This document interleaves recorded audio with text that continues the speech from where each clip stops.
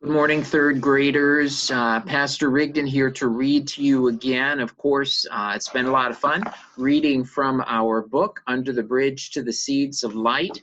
And so just to recap a little bit before we start reading, remember Douglas Jensky is playing outside. He gets kidnapped by some creatures. We don't know who they are, what they look like yet. And he's taken under the bridge at Bridgeview Apartments. So the friends, Rick, Edie, Simone, and An, and their dog Ox, they are there. They wonder what to do, and they're at this carnival, and they're enjoying themselves, and they're all eating food. And at this point, Rick, who seems to be the natural leader in the group, he now suggests that they go under the bridge and go after Douglas. But remember, the police and the parents have already looked for Douglas. And so let's pick up the story and see what happens. I think the candy was better last year, said Simone with obvious disappointment. I like the red candies with bubble gum inside, he continues.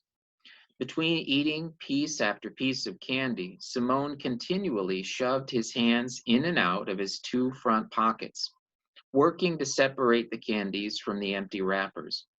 Look at this cool flashlight, followed on with excitement. As prizes go, this was at the top of the list. The package included a purple plastic miniature flashlight and one off-brand battery that fit the flashlight and would likely last about a week, depending on how often it was used. In An's case, this wouldn't be more than 2 or 3 days. Edie was eating a hot dog. Rick had a few pieces of candy, but he seemed less interested than the others in the prizes or the carnival in general, for that matter. He kept looking over at the bridge while he removed the wrapper from a piece of gum that contained strawberry-flavored liquid at the center. I think Douglas went under the bridge, Rick stated. How can that be? Edie questioned, trying to enunciate clearly through a mouthful of half-chewed hot dog and bun. She pushed the wad to the side of her mouth and continued. The police walked all the way through the bridge over and over again. They were sure he didn't get lost in there. I know, Edie, Rick responded calmly. I just think somebody should look more than once. Rick said this while he was looking away at the bridge, so the others could not read anything from his face.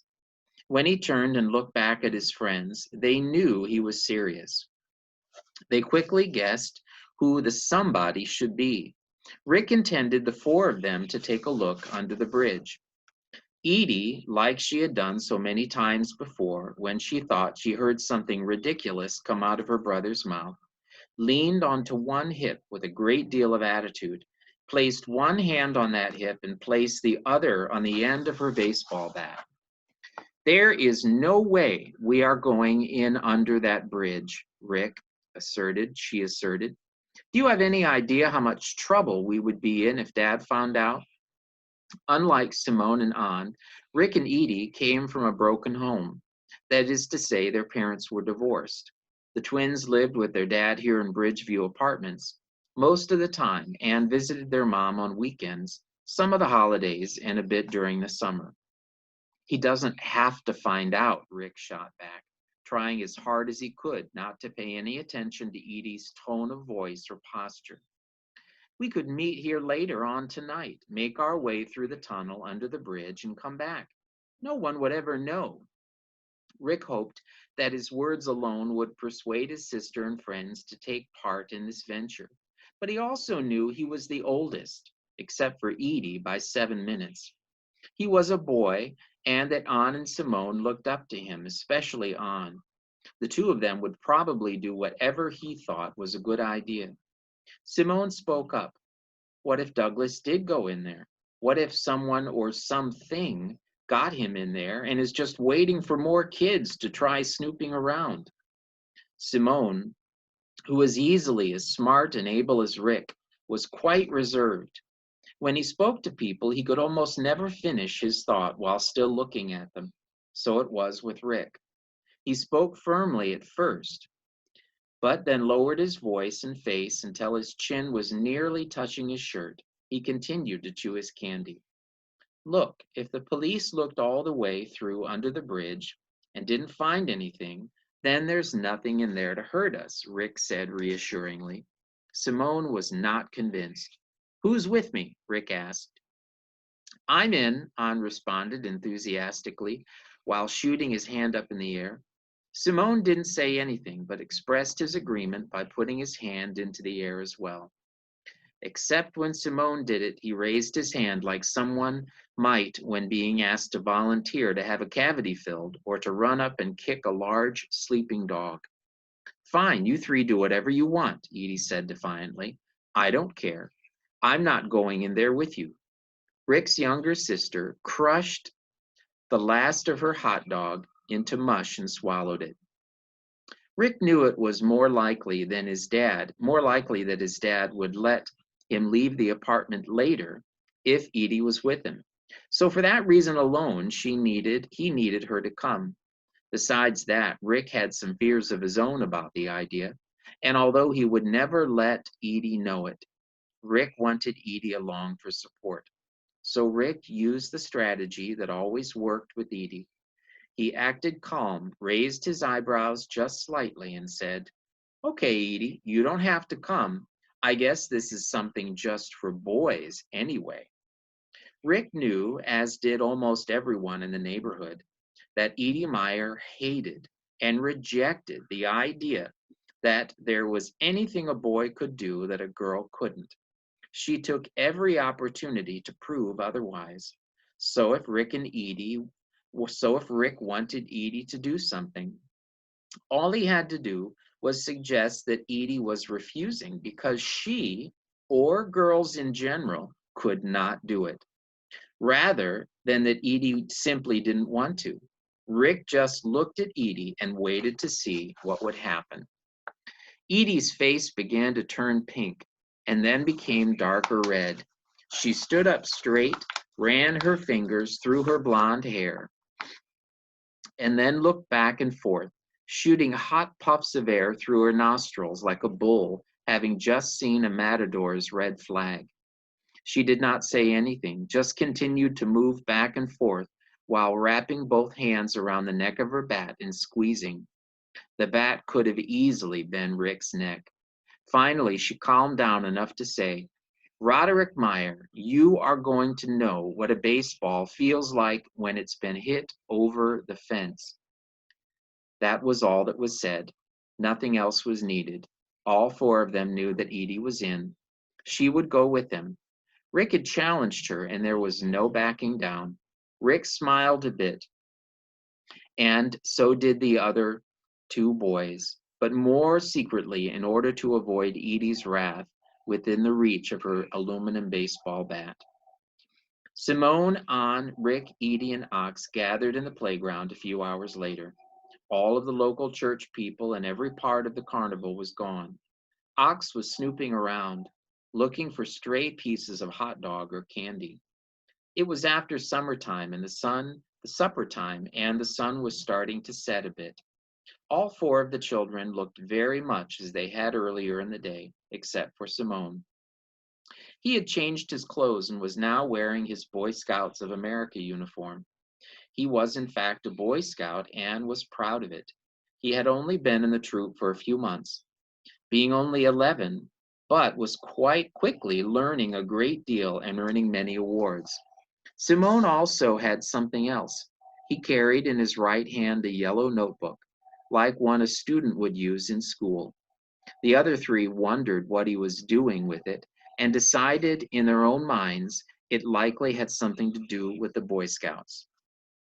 I just realized that perhaps you don't know what page we're on, so I hope you're not lost. We are on page 33. If you have your books, we're on page 33.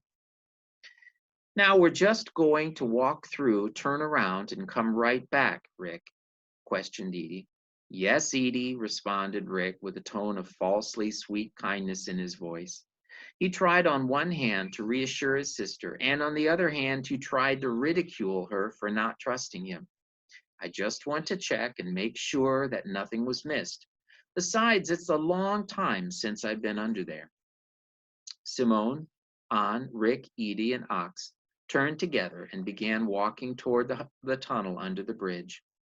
They passed the swings, the slides, the teeter-totters, the merry-go-round, and all the other playground equipment. As they drew closer to the bridge, each of them began to feel strangely. They did not notice it at first because they were all feeling a great number of strong emotions since they had left their apartments. Fear, because they did not really know what happened to Douglas or what was under the bridge. Guilt, because as far as their collective parents knew, they were all playing together in one of the other playgrounds in Bridgeview Apartments, far away from this playground and the bridge. What they felt now was a mixture of emotions that was not completely comfortable or totally uncomfortable. It felt a bit like Rick did the week before when he was looking at a candy bar in the drugstore and decided to put it in his pocket without paying for it. That scary but excited feeling of just waiting to open the sweet chocolate while being terrified of getting caught. It felt a little like An did once when he broke a jewelry box belonging to his grandmother and blamed it on his dog Ox. The feeling of deep shame when his father believed the lie, but also the relief that his deceit kept the punishment away. It felt a bit like Edie did a few months ago when she punched a younger girl at school for no reason, that satisfying emotion of releasing anger on someone weaker, along with the guilt of knowing the girl had done nothing to her. Each of the four was feeling it, but none of them spoke up. As a result, they wondered if they were the only one feeling that way. When they came close enough to the bridge to hear the water trickling gently under, the feelings described above slowly faded away. There was a brief calm in their hearts that was replaced by the sense that right here, right now, in front of the bridge, no one knowing where they were, was the place they wanted to be. It was the place they needed to be, had to be. The fear was gone and now was eclipsed by a longing to go under the bridge. They drew to go in, the draw to go in grew stronger the closer they came. Fighting it was like trying not to swallow a piece of the sweetest candy, or unwrapping a Christmas present halfway and then rewrapping it and placing it under the tree, or like running up to the water's edge to jump into the lake on the hottest day of the year and then turning around and driving home. They had to go in. Entering the tunnel under the bridge was uneventful. They had been there before. There was green grass all the way down the depression in the land that led to the narrow creek. The grass was taller and thicker near the water because of the increased ground moisture. The water itself was relatively clear and flowed over rust-colored rocks worn smooth due to years of gentle friction. Where they were now, they could hear the trickling of the water outside the tunnel and also the echoed trickling coming from the water under the bridge. Ahead was the darkness of the underbridge, rock gravel that ran on both sides of the narrow river, and a small circular light at the other end of the tunnel opened. After they walked about a quarter of the way through, there was still enough light from the end to illuminate their steps. All the same, An readied his purple beloved flashlight, plastic flashlight he won at the carnival. Edie had one of her own that she took from the closet before she and Rick left their apartment. Both An and Edie began to shine their lights around the inside of the tunnel. So far, there was nothing out of the ordinary. No kidnappers, no monsters, and no Douglas. Not one of them had any expectations of finding Douglas there, given that he had been gone over 3 weeks. None of them really wanted to. Passing the halfway point, there was still nothing out of place. While Edie and An continued flashing their lights around, Rick occasionally directed them to shine light in the places he wanted to look. There was cool water flowing, small rocks lying under both the water on the sides, various pieces of garbage, and darkness all around. Simone was quiet, still holding his yellow notebook in his right hand. Embarrassed to be so short, he had always been shorter than the other boys his age. but now, not now until he left, felt so bad about it. Ox was always at On's side. Oh, you know what? I skipped a portion. Let's go back to 36 at the top, page 36 at the top. The five of them came near to the other side of the tunnel. The light that was once small began to grow larger and larger. They could hear sounds coming from the open air beyond the end of the tunnel.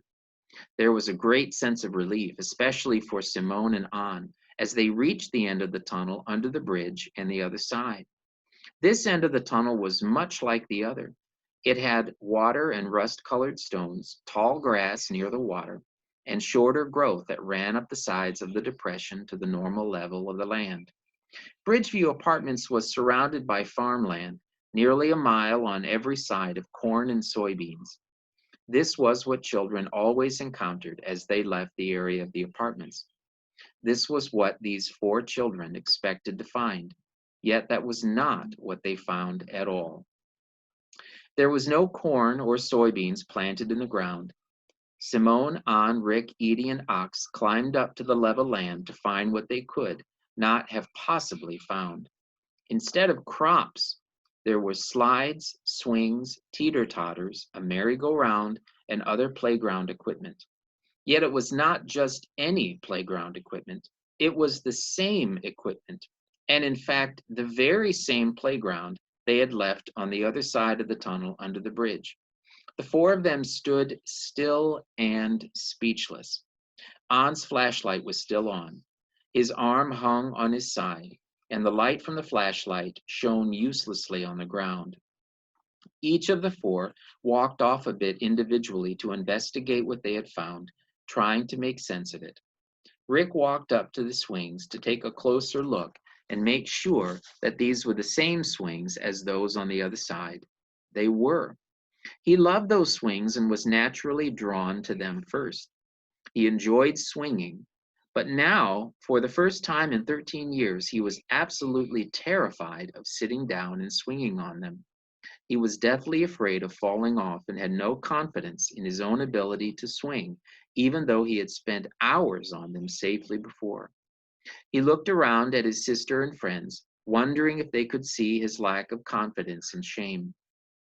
Edie investigated the teeter-totters and then the merry-go-round. They all seemed just like those on the other side. Yet looking at them, she felt an overwhelming urge to hit the teeter-totters and merry-go-round over and over again with her bat. The urge did not come from the playground equipment or her bat. It came from inside of her. All she wanted to do was swing and swing. An walked over to the slides. There were two, one high and steep and narrow, and the other wider, shorter, and lower to the ground. An first approached the wider slide. An liked the slides, and especially this one. Because if the slide was relatively clean, one could see one's own reflection in it. An did see his reflection.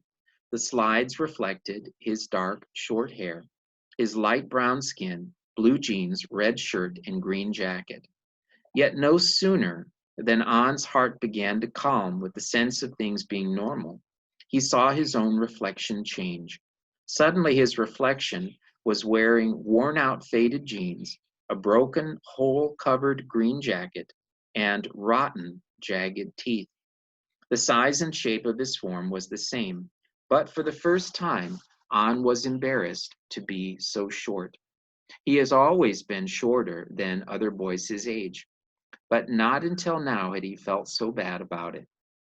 Ox, as always, was at An's side, yet this normally gentle, friendly Cocker Spaniel was now growling more than he had ever before, and he was growling at An, his master, taking a defensive posture and beginning to bare his teeth. There was silence among the four children, as they were each consumed in what they found and experienced. The silence continued until Simone cried out. "Guys, look what I found," Simone yelled. An, Rick, and Edie snapped out of their trances and hurried over to Simone. Simone was holding a shoe. It was not unusual to find shoes or socks, toys, footballs, or other items in the playground. However, this shoe was white made of leather and blue trimming and blue laces. The four knew who wore that style of shoe. It was Douglas Jenski's. All right, well, it's been a joy to read with you. Obviously, you know that we are at the end of the chapter, and we're at the end of our time reading today. I look forward to the next time that I can read to you and hope this has been a joy. You guys take care. Bye-bye.